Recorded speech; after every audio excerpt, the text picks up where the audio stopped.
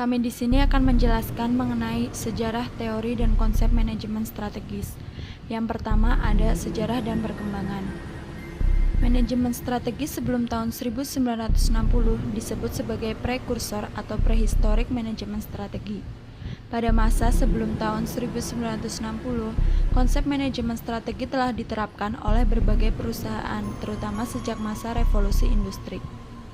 Ansoff mengemukakan sejarah perkembangan industri di Amerika Serikat. Menurutnya, industri sebelum tahun 1960 dibagi menjadi 4 bagian, yaitu The Industrial Revolution, Mass Production Era, Mass Marketing Era, dan Post-Industrial Era. Pada tahun 1960-an, manajemen strategi lebih dikenal dengan istilah kebijakan bisnis. Teori dan praktek manajemen strategi yang diketahui saat ini berakar dari karya tokoh-tokoh yang berasal dari berbagai latar belakang. Misalnya Alfred Candler, yang merupakan a business historian, Igor Ansoff, seorang ahli teori manajemen dan profesor administrasi industrial, Kenneth Andrews adalah seorang profesor kebijakan bisnis di Sekolah Bisnis Harvard, dan Alfred Sloan adalah seorang pebisnis dan pendiri General Motor. Pemikiran tokoh-tokoh manajemen strategi tahun 1960-an dapat disebut sebagai Classical School of Strategic Thinking atau dikenal dengan Planning Approach to Strategic Management. Fokus planning approach adalah memandang strategi yang diarahkan menuju maksimalisasi profit dan umumnya dibuat oleh manajemen puncak. Menurut Rumelt et al., pada masa ini muncul pemikiran atau teori baru yang akan memengaruhi strategi antara lain. Di antaranya ialah pemikiran March and Simon tahun 1958 mengembangkan cybernetic untuk struktur manajemen. Sayret and March tahun 1963 mengemukakan teori perilaku untuk perusahaan.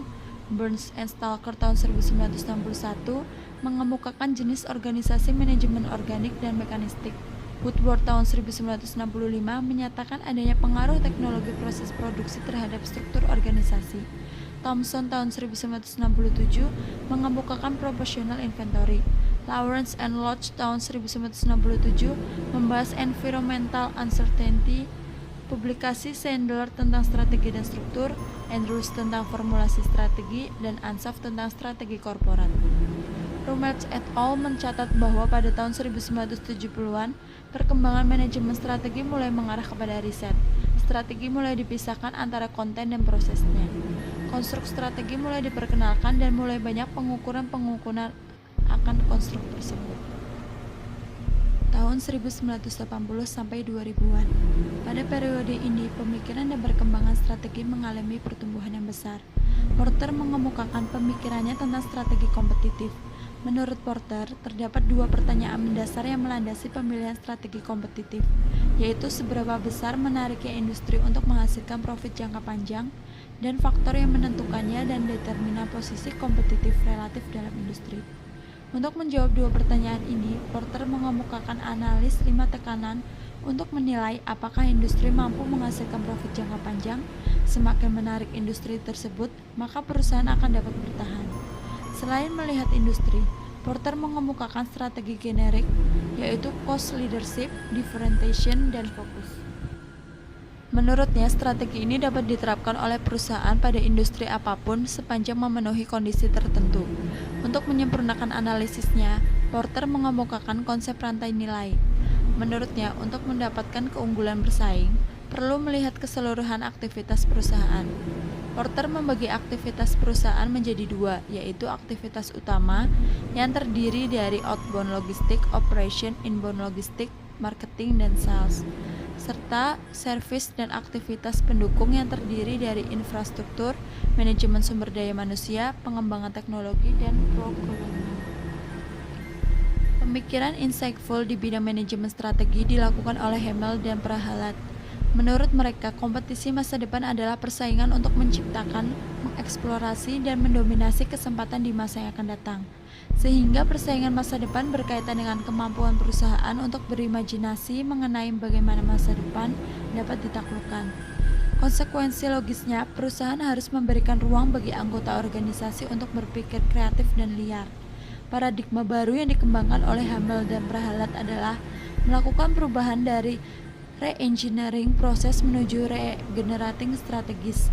transformasi organisasi menuju transformasi industri, kompetisi untuk mendapatkan market share menuju opportunity share. Tahun 1980 sampai 2000 diwarnai dengan dua pemikiran yang berbeda.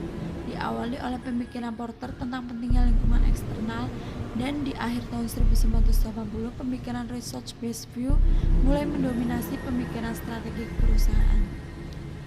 Pendekatan organisasi industrial dan research based view memandang perusahaan berkompetisi dengan pesaingnya, atau menurut Kim dan Mauborgne disebut dengan strategi laut merah.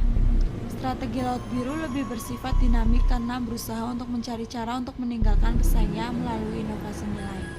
Strategi laut biru memandang keunggulan kompetitif tidak ada karena persaingan berlangsung lebih cepat. Pandangan Porter, Hamel, dan Prahalat, serta Kim dan Mauborgne melihat strategi sebagai proses, tetapi pandangan Porter bersifat statik, sedangkan pandangan Hamel dan Prahalat serta Kim dan Mauborgne bersifat dinamis.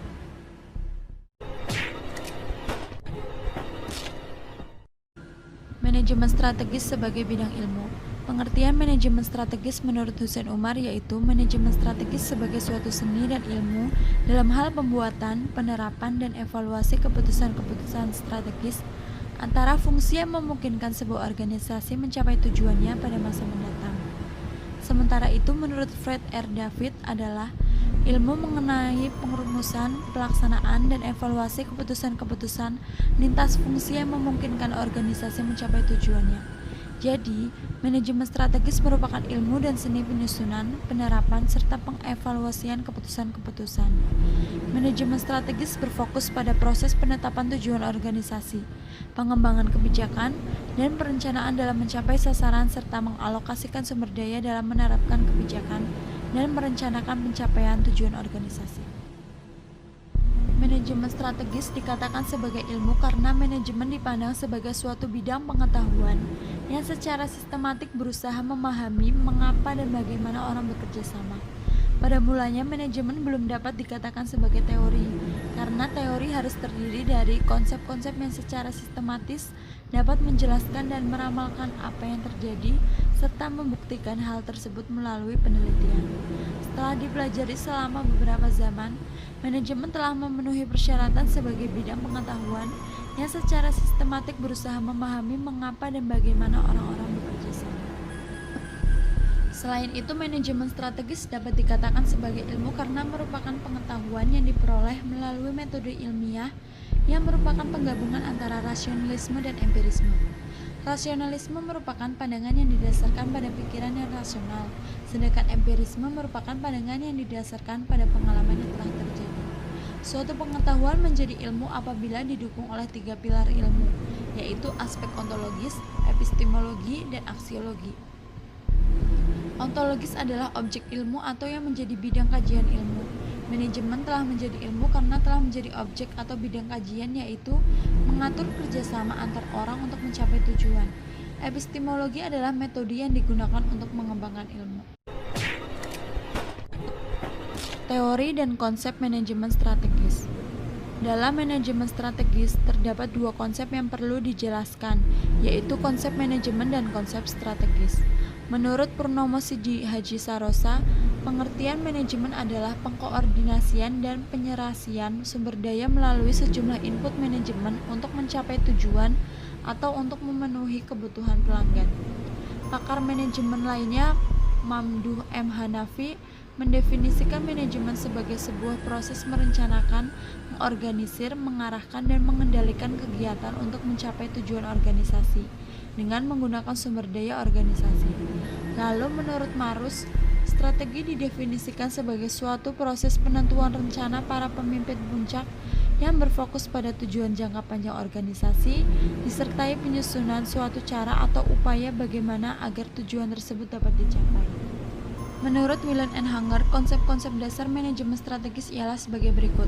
1. Manajemen strategis merupakan serangkaian keputusan dan tindakan manajerial yang menentukan kinerja perusahaan dalam jangka panjang. Manajemen strategis meliputi pengamatan lingkungan, perumusan strategi, implementasi strategi, serta evaluasi dan pengendalian. 2. Manajemen strategis menekankan pada pengamatan dan evaluasi kesempatan dan ancaman lingkungan. dipandang dari sudut kekuatan dan kelemahan. Variabel-variabel internal dan eksternal yang paling penting untuk perusahaan di masa yang akan datang disebut faktor strategis dan diidentifikasi melalui analisis SWOT. Ketiga, keputusan strategis berhubungan dengan masa yang akan datang dalam jangka panjang untuk organisasi secara keseluruhan dan memiliki 3 karakteristik umum, yaitu rare, consequential, dan direktif. 4. Manajemen strategis pada banyak organisasi cenderung dikembangkan dalam 4 tahap, mulai dari perencanaan keuangan dasar ke perencanaan berbasis peramalan yang disebut perencanaan strategis menuju manajemen strategis yang berkembang sepenuhnya, termasuk implementasi, evaluasi, dan pengendalian. 5. Organisasi yang menggunakan manajemen strategis cenderung memiliki kinerja lebih baik. 6. Model manajemen strategis mulai dari pengamatan lingkungan ke perumusan strategi, termasuk penetapan visi, misi, tujuan strategi, dan kebijakan menuju implementasi strategi untuk pengembangan program, anggaran, dan prosedur yang berakhir dengan evaluasi dan pengendalian. Terdapat beberapa tahapan manajemen strategik menurut Hanger and Whelan, yakni 1. Pengamatan lingkungan. Terdapat 2 lingkungan, yaitu lingkungan eksternal yang terdiri dari variabel-variabel kesempatan dan ancaman yang berada di luar organisasi dan tidak secara khusus ada dalam pengendalian jangka pendek dari manajemen puncak. Variabel-variabel tersebut membentuk suasana di mana pekerjaan dilakukan, meliputi struktur, budaya, dan sumber daya organisasi. 2. Perumusan strategi. Perumusan manajemen strategi perusahaan bisa meliputi pengembangan misi usaha, mengidentifikasikan sebuah peluang dan ancaman dari eksternal, mengukur serta menetapkan kelemahan maupun kekuatan internal perusahaan, menetapkan sasaran jangka panjang, menimbang alternatif lain, dan memilih strategi khusus yang akan diterapkan pada kasus-kasus tertentu. 3. Implementasi strategi. Sering disebut juga sebagai tahapan dari aktivitas manajemen strategi. Dalam tahap mengimplementasikan strategi ini, perusahaan menetapkan tujuan atau sasaran perusahaan tahunan, menyusun kebijakan, memotivasi para karyawan, dan mengalokasikan sumber daya agar strategi yang telah disusun bisa dijalankan. 4. Evaluasi dan pengawasan. Evaluasi dan pengawasan strategi adalah tahap akhir di dalam proses manajemen strategi. Seluruh strategi adalah subjek modifikasi di masa mendatang, sebab berbagai faktor baik eksternal maupun internal akan terus mengalami sebuah perubahan. Evaluasi strategi meliputi beberapa hal: mereview faktor-faktor eksternal dan internal yang merupakan dasar bagi setiap strategi yang sedang dijalankan, mengukur kinerja yang sudah dijalankan, mengambil sebuah tindakan perbaikan apabila terjadi ketidaksesuaian. Dimensi manajemen strategis. Yang pertama, dimensi waktu dan orientasi masa depan. Manajemen strategis dalam mempertahankan dan mengembangkan eksistensi suatu organisasi harus berpandangan jauh ke masa depan dan harus mampu mengantisipasi kondisi yang akan terjadi di masa depan. Antisipasi masa depan tersebut dirumuskan dan ditetapkan sebagai visi organisasi yang akan diwujudkan 25-30 tahun di masa yang akan datang. 2. Dimensi internal dan eksternal. Dimensi internal adalah kondisi organisasi non-profit pada saat sekarang berupa kekuatan, kelemahan, peluang, dan hambatan yang harus diketahui secara tepat. Untuk itu perlu dilakukan kegiatan evaluasi diri antara lain dengan menggunakan analisis kuantitatif, dengan menggunakan perhitungan-perhitungan statistik, menggunakan data kuantitatif yang tersedia di dalam sistem informasi manajemen. Yang ketiga, dimensi pendayagunaan sumber-sumber. Manajemen strategis sebagai kegiatan manajemen tidak dapat melepaskan diri dari kemampuan mendayagunakan berbagai sumber daya yang dimiliki. Sumber daya yang ada terdiri dari sumber daya material, khususnya berupa sarana dan prasarana, sumber daya finansial dalam bentuk alokasi dana untuk setiap program, sumber daya manusia, sumber daya teknologi, dan sumber daya informasi. Semua sumber daya ini dikategorikan dalam sumber daya internal, yang dalam rangka evaluasi diri, analisis internal, harus diketahui dengan tepat kondisinya. 4. Dimensi keikutsertaan manajemen puncak atau pimpinan. Manajemen strategi yang dimulai dengan menyusun rencana strategi merupakan pengendalian masa depan organisasi agar eksistensi sesuai dengan visinya dapat diwujudkan. Rencana strategi harus mampu mengakomodasi seluruh aspek kehidupan organisasi yang berpengaruh pada eksistensinya di masa depan merupakan wewenang dan tanggung jawab manajemen puncak.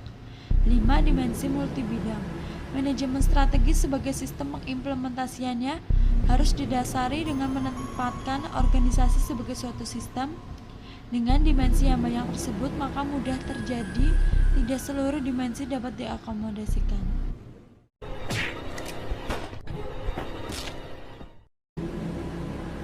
Karakteristik manajemen strategis. Yang pertama, manajemen strategis bersifat jangka panjang. Kedua, manajemen strategi bersifat dinamik. Ketiga, manajemen strategi merupakan sesuatu yang berpadu oleh manajemen operasional. Keempat, manajemen strategi perlu dimotori oleh unsur-unsur pada manajer tingkat puncak. 5. Manajemen strategi berorientasi dan mendekati untuk masa depan. 6. Manajemen strategi senantiasa harus didorong dan didukung dalam pelaksanaannya oleh sumber daya ekonomi yang tersedia. Proses manajemen strategis. Ada beberapa komponen dalam proses manajemen strategi, di antaranya 1. Misi organisasi atau perusahaan, merupakan gambaran tujuan tentang keberadaan perusahaan. Misi ini meliputi tipe, ruang lingkup, serta karakteristik tindakan yang akan dijalankan. 2. Tujuan, yakni hasil akhir dari sebuah kegiatan. Di sini akan ditegaskan hal apa yang akan digapai, kapan waktunya, dan berapa yang harus dicapai. Ketiga, strategi, merupakan suatu keterampilan atau ilmu dalam memenangkan sebuah persaingan. Persaingan adalah perebutan konsumen atau pangsa pasar, dan konsumen setiap saat akan mengalami perubahan. Maka strategi hendaknya dikelola dengan sedemikian rupa supaya tujuan perusahaan bisa tercapai. 4. Kebijakan. Kebijakan merupakan cara dalam mencapai sasaran perusahaan. Kebijakan mencakup garis pedoman, aturan-aturan, dan prosedur untuk menyokong usaha pencapaian sasaran atau tujuan yang sudah ditetapkan. Kelima, profil perusahaan, menggambarkan kondisi perusahaan baik itu keuangan, sumber daya manusia, dan sumber daya fisik lainnya. Keenam, lingkungan eksternal, merupakan seluruh kekuatan yang akan memberikan pengaruh terhadap pilihan strategi serta mendefinisikan kondisi kompetisinya. Ketujuh, lingkungan internal. Lingkungan internal mencakup seluruh unsur bisnis yang terdapat pada perusahaan. Kedelapan, analisa strategi dan pilihan. Hal ini ditujukan kepada keputusan dalam investasi untuk masa mendatang. Kesembilan, strategi unggulan, merupakan rencana umum serta komprehensif atas semua aktivitas utama yang ditujukan pada usaha pencapaian sasaran dalam lingkungan yang bersifat dinamis. Kesepuluh, strategi fungsional, adalah penjabaran strategi umum yang nantinya dijalankan oleh divisi. Sekian dari kelompok kami, terima kasih.